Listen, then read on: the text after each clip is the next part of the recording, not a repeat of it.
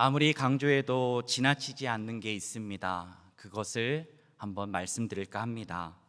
성경을 읽을 때 우리가 항상 읽을 때 늘 놓치지 말아야 될 게 있습니다. 그것은 네 가지입니다. 첫 번째는 말씀을 읽을 때마다 그 말씀에 담겨져 있는 예수 그리스도, 그 예수 그리스도를 발견하셔야 됩니다. 두 번째는 바로 십자가의 희생과 부활의 소망을 보셔야 합니다. 세 번째는 전체를 아우르고 계시는 하나님의 은혜를 보셔야 합니다. 또한 아무리 해도 구원에 이를 수 없는 인간의 불가능성을 보셔야 합니다. 그래야지 이 말씀 속에 담겨져 있는 예수 그리스도, 그분이 누구를 위해 오셨고 누구를 위하여 십자가에 달려 돌아가셨는지를 깨달아 알게 되고, 그리고 또한 우리가 구원받은 이후에 어떠한 삶을 살아야 되는지를 우리는 깨닫게 되는 것입니다. 그래서 말씀을 읽을 때마다 내가 말씀 속에서 내가 궁금했던 것을 알려주는 책이 말씀이 성경이 아닙니다. 하나님의 말씀은 우리가 꼭 알아야 될 바로 예수 그리스도를 증거하고 있습니다. 그래서 우리가 인생을 어떻게 살아가야 할 때 성경 말씀에서 딱 한 가지의 대답밖에 없습니다. 모든 질문의 해답은 하나로 귀결됩니다. 인생을 어떻게 살아가야 됩니까? 예수 그리스도로. 우리의 자녀 어떻게 키워야 됩니까? 예수 그리스도로. 모든 것이 우리 그리스도인들에게 있어서 삶의 기준과 목적과 이유와 가치관은 예수 그리스도여야 하는 것입니다. 오늘 이것을 잊지 마시기 바랍니다. 오늘은 세상에 이런 일이라는 말씀을 가지고 은혜를 나누길 원합니다.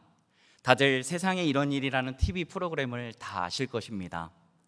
이 프로그램은 1998년 5월에 첫 방송이 시작됐습니다. 그리고 지금까지도 계속해서 장수 프로그램으로 방영하고 있는 프로그램이죠.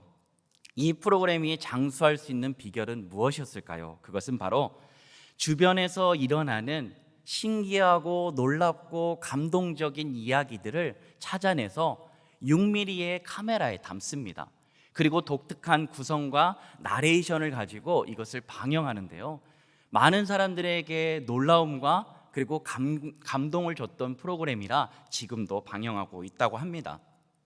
그렇다면 이게 어디, 우리가 살고 있는 이 세상 이곳에서만 일어나는 것일까요?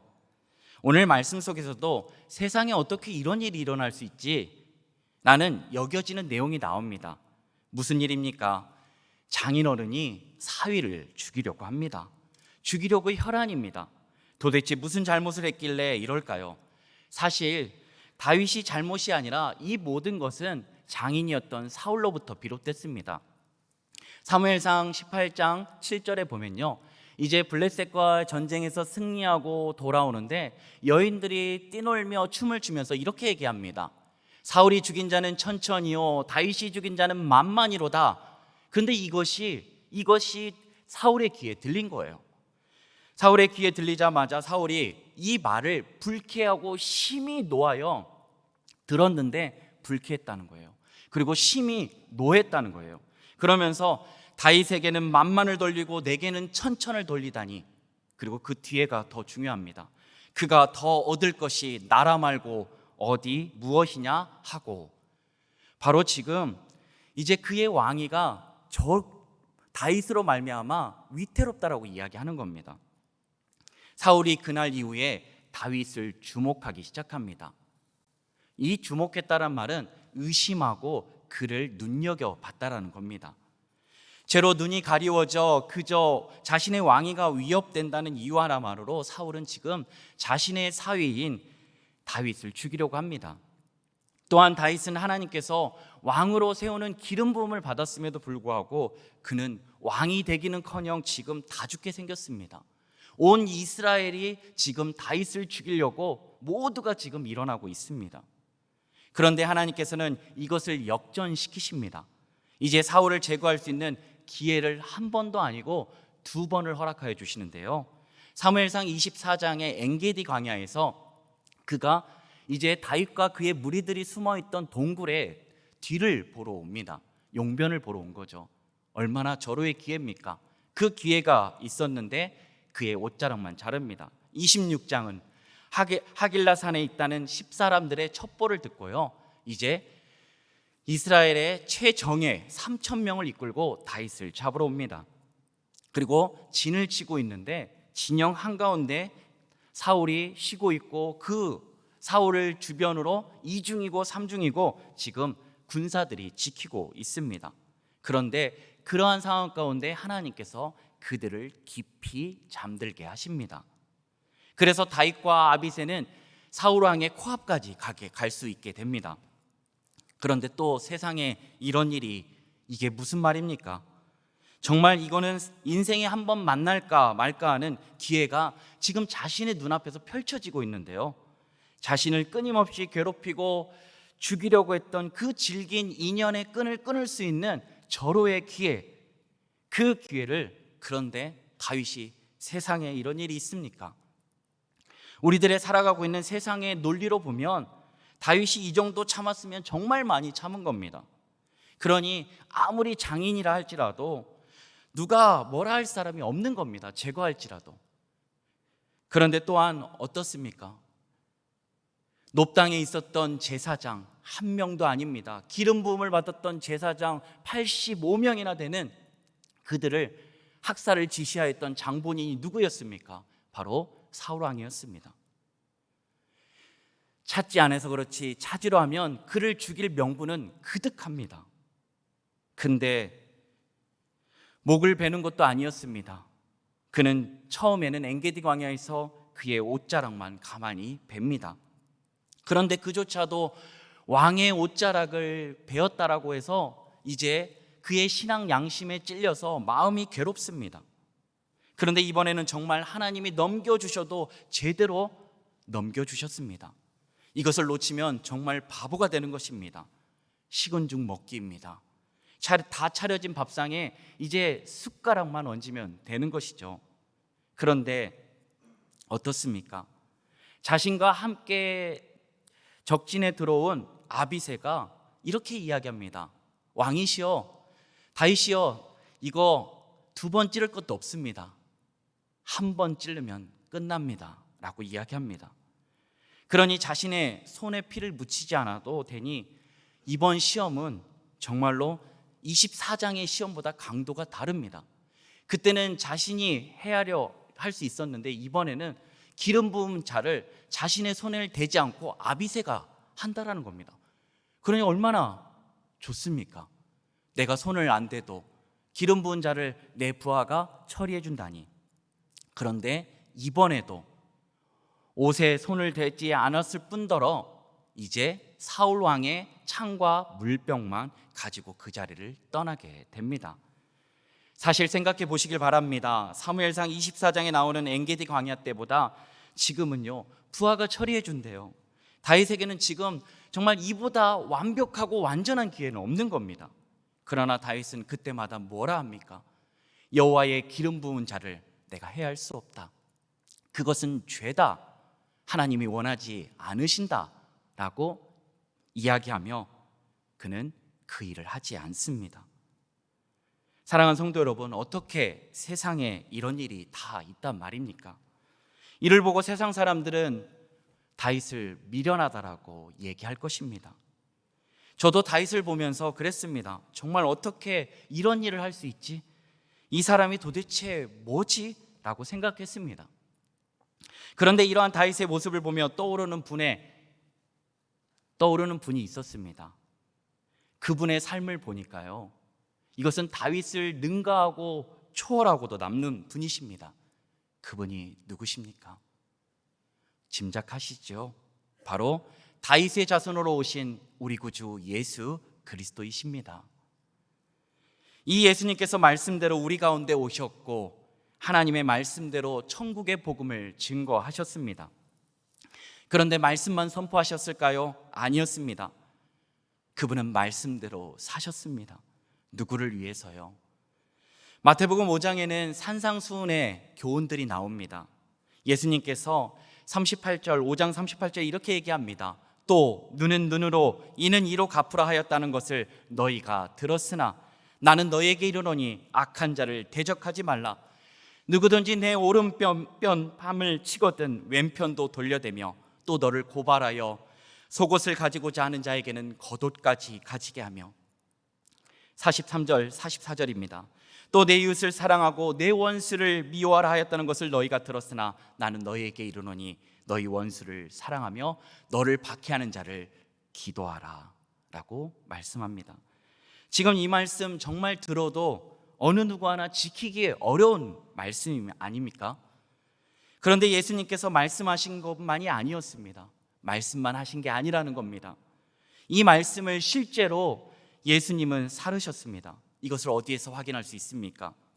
바로 우리를 위하여 우리가 받아야 될, 마땅히 받아야 될 그 고난을 몸소 자신에게 고스란히 담아내기 위하여 예수님께서는 고초를 당하셨습니다.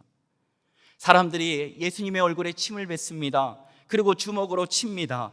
어떤 사람은 손바닥으로 때리며 이제 예수님을 향해서 선지자 노릇을 하라는 겁니다. 내가 어떤 손으로 때렸는지를 맞춰보라는 겁니다. 얼마나 치욕적입니까? 지금 예수님을 모독하고 핍박하고 있는 겁니다. 그런데 예수님의 반응은 어떠셨습니까? 아무 말씀도 안 하십니다.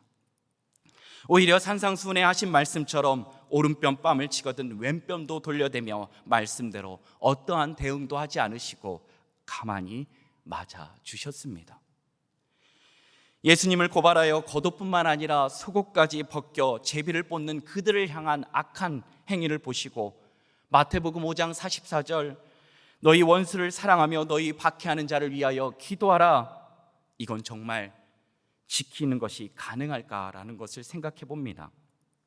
우리 예수님, 내가 다른 건 다 참아도 겉옷은 그렇다 치고 어떻게 속옷까지 이건 아니지 해도 너무하지 않아. 내가 참을 만큼 참았는데 이제 도무지 못 참겠다.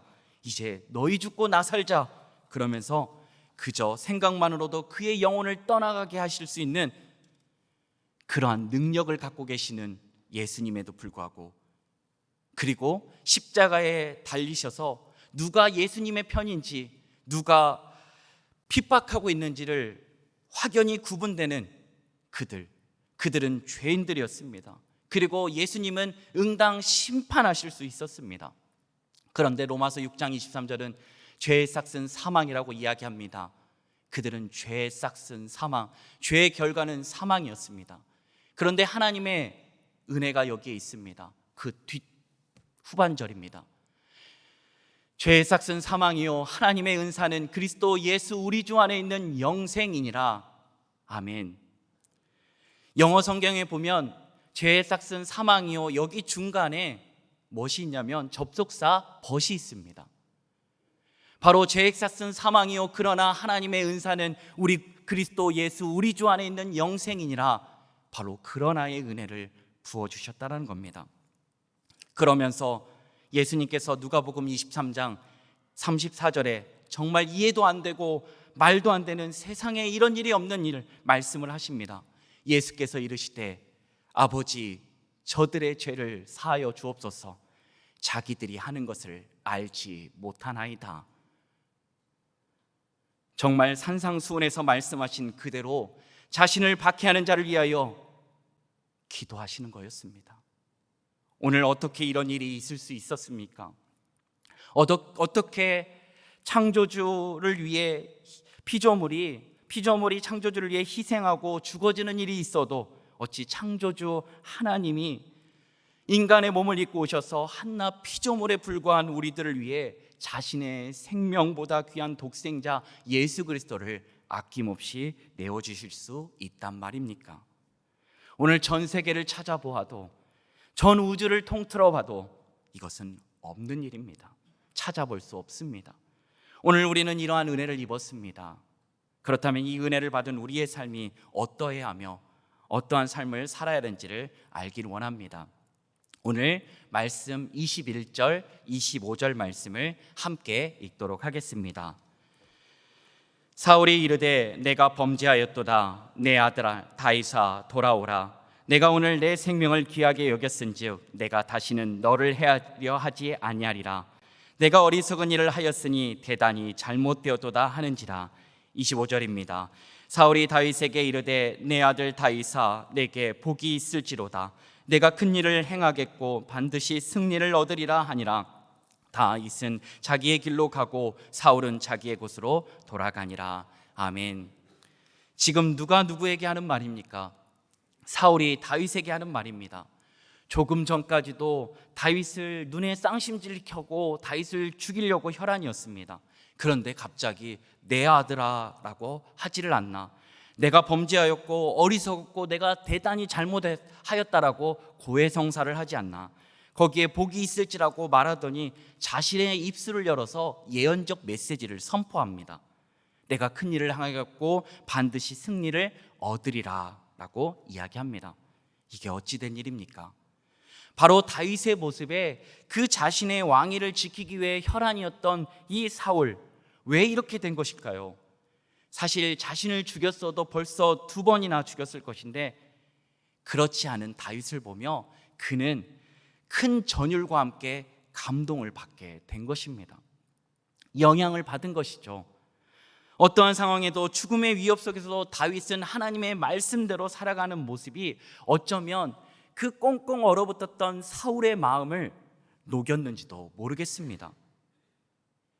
그러기에 그의 입에서 다윗을 잡아라, 죽을 때까지 잡아라, 명령이다, 잡을 때까지 먹지도 마시지도 집에 들어갈 생각 마라가 아니라 오늘 25절 말씀처럼 내 아들아 내게 복이 있을지로다. 내가 큰 일을 행하겠고 반드시 승리를 얻으리라고 이야기하고 있는 겁니다.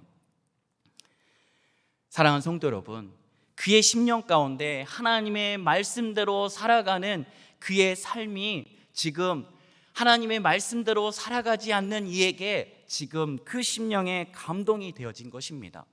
그의 딱딱해지고 굳어버린 마음에 지금 영향을 준 것입니다. 그 마음을 강타했던 것이죠. 사랑하는 성도 여러분, 오늘 우리가 예수 그리스도를 통하여 주신 구원의 참된 의미를 제대로 알고 우리가 살아가고 있습니까? 아이고매 세상에 이런 일이, 세상에 저런 일도 다 있네 로만 끝나고 있지는 않으십니까? 이러한 구원받은 이후에 어떠한 삶을 우리가 살아야 되는지를 이제 살펴보도록 하겠습니다. 사도행전 16장에는요 바울과 실라가 제2차 선교 여행을 떠납니다. 그리고 빌립보에서 이제 기도를 하는 가운데 길목을 가는데 점치는 여종을 만나게 됩니다. 그런데 몇 날을 가는데 이 점치는 여종은 그 여인을 사로잡고 있는 주인들에게 큰 이익을 주던 여인이었습니다. 그런데 바울과 실라를 보자 이렇게 고백합니다. 이 사람들은 지극히 높은 하나님의 종으로 구원의 길을 너희에게 전하는 자라. 계속해서 여러 날을 소리 지르는 겁니다. 기도하러 갈 때마다 길목에 서서 계속해서 소리를 지르니까 바울이 너무나 심히 괴로웠던 거예요. 심히 괴로우니까 이제 나사렛 예수 그리스도의 이름으로 내가 내게 명하노니 거기서 그에게서 나오라 하니까 귀신이 떠나갑니다. 그리고 나서 이제 귀신 들렸던 그 여인은 더 이상 점을 칠 수가 없게 됩니다. 그리고 자기들의 이 이익이, 수익이, 소망이 끊어진 줄 알고 바울과 실라를 고발해요. 이제 엄청난 매를 맞고 그들은 깊은 감옥에 갇히게 됩니다. 만신창이가 됐습니다. 얼마나 많이 맞았는지 모릅니다. 그런데 그들은 한밤중에 기도하고 찬송하게 됩니다. 어떤 기도를 드렸을까요? 한번 생각해 보신 적이 있으실까요? 이런 거 아니었을까요? 주여, 이 시간 간수들은 모든 깊은 잠에 빠질지어다. 그리고 옥문을 열릴지어다. 옥문은 열려라 였을까요? 하나님 오늘 이러한 상황을 통하여 우리에게 말씀하시는 것이 무엇입니까? 오늘 이 상황을 통하여 하나님 어떠한 일을 행하기를 원하십니까? 그렇게 기도하지 않았겠습니까? 그럼 찬송은 어떻게 했습니까? 무엇을 찬송했습니까? 만세 옥문 열리니 내가 탈출합니다 이랬을까요? 아마도 그들의 찬송은 밖에 있을 때도 감사, 옥에 있을 때도 감사, 응답하심도 감사, 거절하심도 감사, 그러한 감사였을 것입니다. 그리고 간구보다 감사를 드리며 이러한 안 좋은 상황에도 불구하고 하나님이 자신들과 함께하고 계심을 감사 올리고 주님을 찬양했을 것입니다. 그런데 갑자기 큰 지진이 일어납니다. 그러면서 옥문이 열리고 그리고 그들이 묶였던 것들이 다 풀립니다. 간수들이 놀랐습니다. 놀라서 봤더니 이제 옥문이 열려 있고 다 풀려 있는 걸 보고 이제 간수가 죄수들이 다 도망간 것 같은 걸 여기고 그가 자결하려고 합니다. 그때 바울이 이야기합니다. 여보시오, 우리가 다 여기 있어. 도망가지 않고 여기 있다라고 이야기합니다. 그래서 간수가 놀라서 등불을 가지고 거기를 보게 됩니다. 그런데 정말 그들이 옥문이 열려 있고 다 풀려 있는데 어느 누구도 도망가지 않은 거예요. 그러면서 그가 이제 엎드려서 한 말입니다. 사실 옥문이 열리면 죄수들은 도망가는 것이 인지상정입니다. 그들의 소망은, 그들의 로망은 첫째도 탈옥이요 둘째도 탈옥입니다. 그러니 옥문이 저절로 열렸으니 그들이 얼마나 좋은 기회입니까? 그런데 그들이 가만히 있는 거예요. 그 간수가 그들의 모습을 보면서 전에도 이런 일을 경험했을 거예요. 죄수 한 명이 탈옥하여 그가 경을 칠 뻔한 적도 있었을 겁니다. 그런데 그들이 가만히 있는 거예요. 그걸 보면서 그가 이들이 그리스도인인 걸 알아요. 그러면서 이제 그토록 그가 갈망하고 정말로 생명을 만나고 싶었던 그들 안에서 이제 정말 무엇이 생명인지를 보게 되는 거예요. 그러면서 이렇게 얘기합니다. 선생님이여, 어찌하면 구원을 받으리이까? 라고 이야기합니다. 그때 바울이 뭐라고 합니다. 뭐라고 하십니까? 이르되 주 예수를 믿으라. 그리하면 너와 내 집이 구원을 받으리라. 아멘. 어떻게 바울과 실라는 이러한 삶을 살아갈 수 있었을까요? 그것은 그들에게 생명을 주시기까지 아낌없이 내어주신 예수 그리스도를 매일매일의 삶 가운데 놓치지 않았던 겁니다. 바울은 날마다 하나님께 기도하며 하나님, 나의 나 된 것은 하나님의 은혜인 것입니다 라고 고백했던 것입니다. 다윗도 자신을 끊임없이 죽이려고 한 사울 왕을 죽일 기회가 있었지만 그렇게 하지 않았죠. 어떻게 그렇게 하지 않을 수 있었죠? 하나님의 말씀 안에 거하고 있었던 것입니다. 그리고 그 자신은 하나님 없이는 살 수 없는 존재임을 알았기 때문에 그렇게 했던 것입니다. 그렇다면 오늘 우리는 어떻습니까? 잘 살고 있습니까? 돈 많은 사람을 부자라고 합니다. 그런데 돈이 많다라고 잘 사는 게 아닙니다. 부자는 돈이 많은 것뿐입니다. 잘 사는 건 무엇입니까? 잘 사는 건 예수님 안에 있을 때 잘 사는 것입니다. 예수 그리스도를 붙들 때 우리는 잘 살고 있는 것입니다. 사랑하는 성도 여러분, 그런데 왜 오늘 우린 이러한 삶이 우리의 삶 가운데 나타나지고 있지 않습니까? 다른 이들의 간증은 수없이 듣습니다. 그러면서 나도 왕년에 저런 경험을 했는데, 그럼 지금은요? 예수 그리스도 안에 살아가고 있는 우리들은 지금을 살아가고 있습니다. 그런데 우리의 가정은 어떻습니까? 성전된 우리들임에도 불구하고 깨어지고 부서져 있습니다. 그 이유가 도대체 무엇입니까? 예수님께서 자신의 생명을 내어주시기까지 우리에게 주신 삶은 도대체 무엇입니까? 어찌 하나님께서 자신의 하나뿐인 아들 예수 그리스도를 내어주셨을 때 우리에게 원했던 건 세상 사람들과 똑같이 살아가는 걸 원하지 않으셨어요. 세상 사람들과는 다른 삶을 원하셨던 것입니다. 그리고 이제는 예수 그리스도를 주인 삼아 죄에 반응하지 않고 하나님의 말씀에만 반응하는, 그렇게 예수 그리스도로 온전히 살아가는 삶을 하나님께서는 구원을 통하여 원하셨다는 것입니다. 금요일 저녁이었습니다.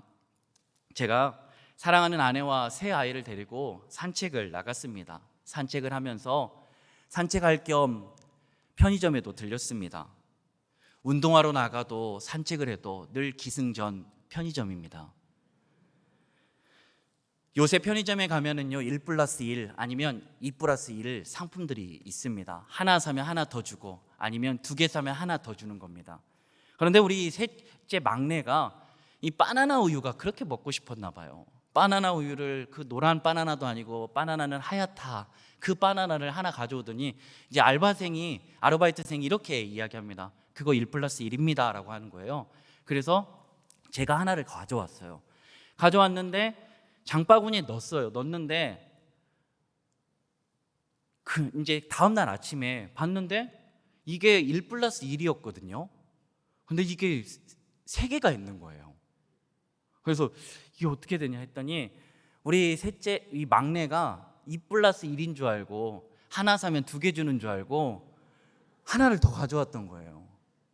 그럼 어떻게 해야겠습니까? 그걸 본 순간 저도 옷을 입고 다음날 아침입니다. 옷을 입고 우리 막내도 옷을 입혀서 편의점에 찾아갔습니다. 어제 이렇게 1+1로 샀는데 하나를 더 가져왔습니다. 죄송합니다. 이렇게 설명했더니 그 편의점 사장님이 그렇게 놀래더라고요. 보통 이런 일이 있으면 가져오는 일이 없다는 거예요. 그러면서 너무 감사하다는 거예요. 그러면서 감동을 받았다고 합니다. 세상은 그렇습니다. 그냥 먹지 하나도 공짜로 얻으면 대박이지 뭘 그렇게 어리석게 사냐고 이야기합니다. 하지만 우리 그리스도인의 삶은 오직 하나님의 말씀대로 예수 그리스도로 사는 삶이었잖아요. 그제 우리 사랑하는 자녀들에게 저는 돈 주고도 할 수 없는 그 값진 신앙의 교육을 시켰고, 그분도 이런 일은 처음이라고 감사하다라고 이야기했습니다. 사랑하는 성도 여러분, 세상의 논리와 가치관, 도무지 이해되지 않는 삶, 정말 어떻게 저렇게 할 수가 있지의 삶, 이러한 일들이 간혹 일어나는 삶이 아닌 오늘 정말 다윗처럼, 오늘 예수님처럼 구원받은 바울 이후에 바울과 실라가 수많은 또 많은 믿음의 선진들이 삶을 통하여 진정 그리스도의 편지가 되어 그리고 그리스도의 향기가 되어 살아가고 있었던 것처럼 우리 또한 그러한 삶을 살아내길 원합니다. 물론 이러한 삶을 살 때, 주 뜻대로 살아갈 때 때로는 눈물 날 일 많을 때도 있을 것입니다. 때로는 억울한 일도 있을 것입니다.